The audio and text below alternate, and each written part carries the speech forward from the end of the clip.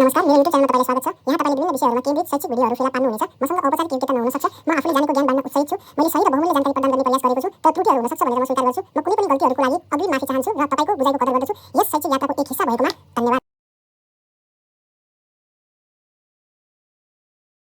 अब म तपाईहरुलाई इन्भेन्ट्री म्यानेजमेन्टको टाइप 2 मा रहेको इकोनोमिक अर्डर क्वान्टिटीको भिडियो लिएर आएको छु। तपाई पहिलोचोटि यो भिडियो हेर्दै हुनुहुन्छ, यसको टाइप 1 हेर्नु भएको छैन भने यो भिडियोको आई बटनमा मैले टाइप 1 मा राखिएको स्टक लेभलको भिडियोको लिंक राखिदिएको छु। आई बटनमा क्लिक गरेर तपाईहरु त्यो भिडियो हेर्न सक्नुहुन्छ। यो भिडियो हेरिसकेपछि ओके, यसको लागि पहिला सुरु नोट्स हेर्नुपर्ने हुन्छ। इन्भेन्ट्री म्यानेजमेन्टको टाइप 2 को नोट 1 मा मैले के राख्दैछु छु भने ए भनेको एनुअल रिक्वायरमेन्ट हो। ए भनेको एनुअल रिक्वायरमेन्ट हो। वार्षिक कति चाहिन्छ त? वार्षिक कति खपत हुन्छ त? सी भनेको क्यारिङ कस्ट। क्यारिङ कस्ट सामान ओसार पोसार गर्दा लाग्ने खर्च। ओ भनेको अर्डरिङ कस्ट, अर्डर गर्दाखेरि लाग्ने खर्च। इओक्यू इकोनोमिक अर्डर क्वान्टिटी, यो हो फुल फर्म है। यो तीनवटा कुराको फुल फर्म। ए भनेको एनुअल रिक्वायरमेन्ट, सी भनेको क्यारिङ कस्ट, ओ भनेको अर्डरिङ कस्ट, ई भनेको इकोनोमिक अर्डर क्वान्टिटी।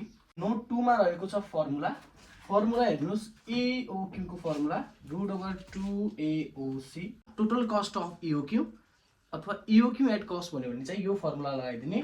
√2AOC भनेर फर्मुला लगाइदिने छौं। यो सी माथि नै राखौँला।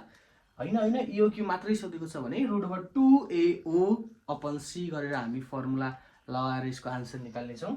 नम्बर अफ अर्डर सोध्छ, कति पटक अर्डर गर्यो भन्ने कुरा सोध्छ। यो भनेको ए भनेको एनुअल रिक्वायरमेन्ट अपन इओक्यू को फर्मुलाबाट हामी यसको आन्सर निकालौँला।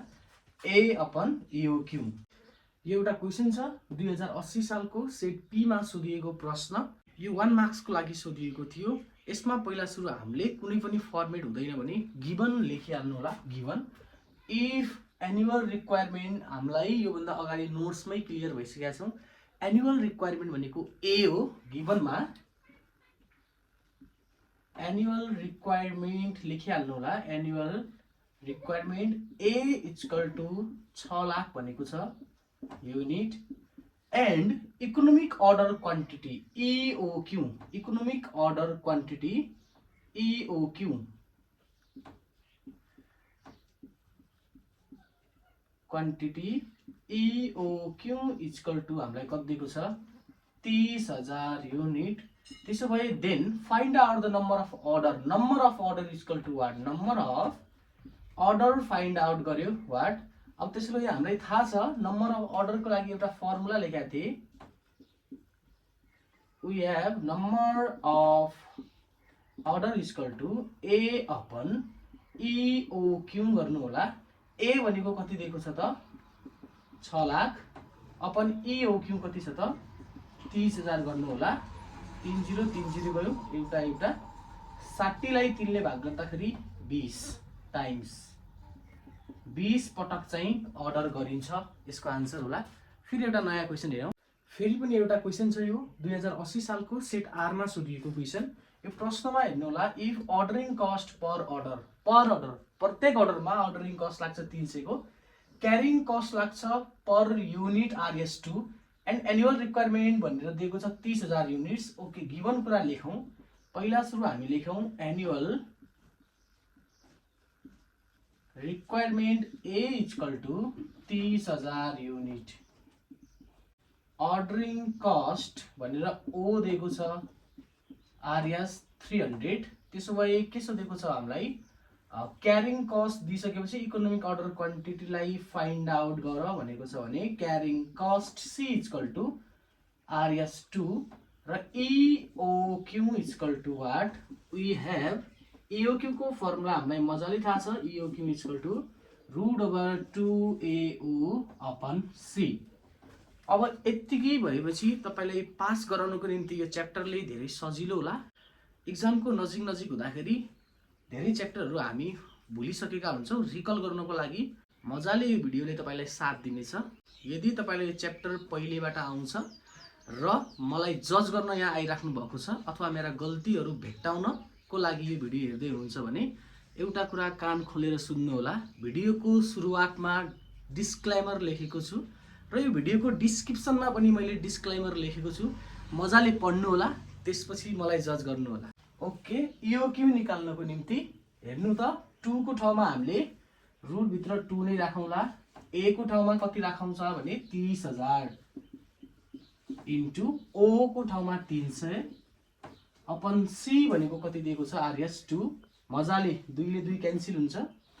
अब यो रुट भन्दा बाहिर निकाल्दाखेरि यति चाहिँ तपाईलाई माइन्ड लगाउनै पर्यो। 10 क्लासमा मजाले पढ्नु भएको होला यो।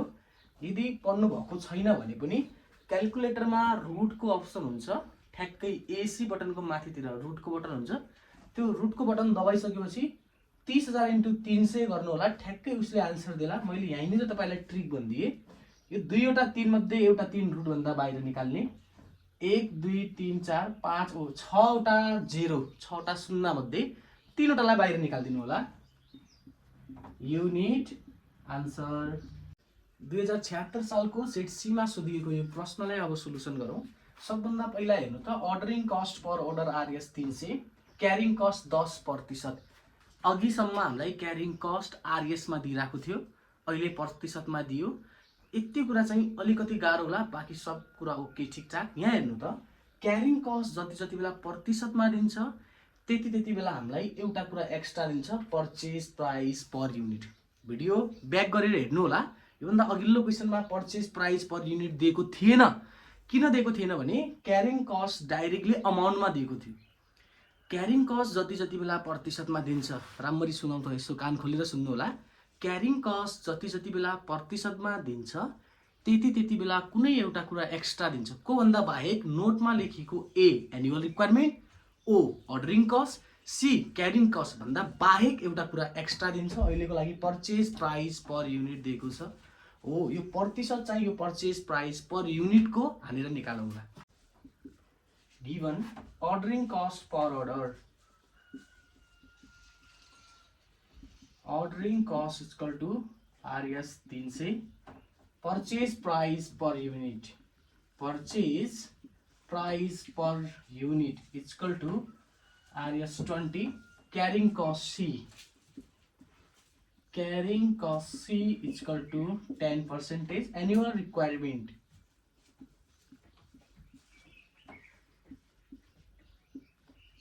annual requirement A is equal to चाहिँ 30,000 युनिट्स दिएको छ। र पहिला सुरु हामीलाई सोधेको के छ, economic order quantity EOQ is equal to what, अनि number of order is equal to what। अब यसको सोलुसन गर्ने हो भने अब हामीलाई थाहा छ, हामीलाई के छ भन्नुहुन्छ भने EOQ को फर्मुला छ root over 2AO upon C, 2AO upon C। अब C त हामीले निकालेको छैनौँ अहिलेसम्म भने निकाल्दिउँ न, साइडमा निकाल्दिउँ। C निकाल्ने फर्मुला हेर्नु त, carrying cost C is equal to 10% of purchase price per unit. Extra कुराको है, पर्चेज प्राइस पर युनिटको। त्यसो भए पर्चेज प्राइस पर युनिट कति छ, 20 को 10% निकाल्दाखेरि RS कति आयो त 2। त्यसो भए क्यारिङ कस्ट कति आएको छ 2 आएको छ। यहाँनिर राख्ने हो भने रुट ओभर 2 को ठाउँमा 2, A को ठाउँमा A annual requirement 30,000 unit into O भनेको हेर्नु त ordering cost O is equal to 300 र C भनेको क्यारिङ कस्ट भर्खरै निकाल्यौँ RS 2। सेम टु सेम यो भन्दा अघिल्लो क्वेसन जस्तै भयो। 2 वटा 3 मध्ये एउटा 3 बाहिर आयो, 1 2 0 मध्ये एउटा 0, 1 2 0 मध्ये एउटा 0, दुईटा 0 मध्ये एउटा 0 बाहिर आएर 3000 युनिट्स यसको आन्सर भइदिला। यो भन्दा बाहेक तपाईलाई रिक्वायर्डमा EOQ एट कस्ट अथवा टोटल कस्ट अफ EOQ सोध्देला। त्यति बेला सेम टु सेम के पनि नगर्ने। यो क्वेसनको रिक्वायर्डमा के पनि सोध्या रहेछ भने हेर्नुस् त, एउटा थप दिए EOQ एट कस्ट भनेर सोधिदियो भने कसरी निकाल्ने त। यो EOQ एट कस्ट को यो साइडमा हेर्दिनु होला। यो साइडमा EOQ एट कस्ट को फर्मुला हुन्छ EOQ at cost equal to root over 2AOC, directly 2AOC। 2 into A को भ्यालु कति छ 30,000 इन्टु ओ को भ्यालु कति छ 300 इन्टु सी को भ्यालु चाहिँ हामीले क्यारिङ कस्ट 2 निकालेका छौँ। डाइरेक्टली यसलाई अपन सी नगरेर डाइरेक्टली मल्टिप्लाई गरिदिनु हुन्छ भने दुईवटा 2 छ 2 हेर्नुस् त दुई ठाउँमा छ भने एक ठाउँको बाहिर आयो इन्टु दुई ठाउँमा 3 छ एक ठाउँमा बाहिर आयो र 1 2 3 4 5 6 जोडा 0 छन् भने 30 बाहिर आउँछ। 3000 इन्टु 2 2 इन्टु 3000 गर्नुहुन्छ भने 6000 यसको आन्सर भइदेला।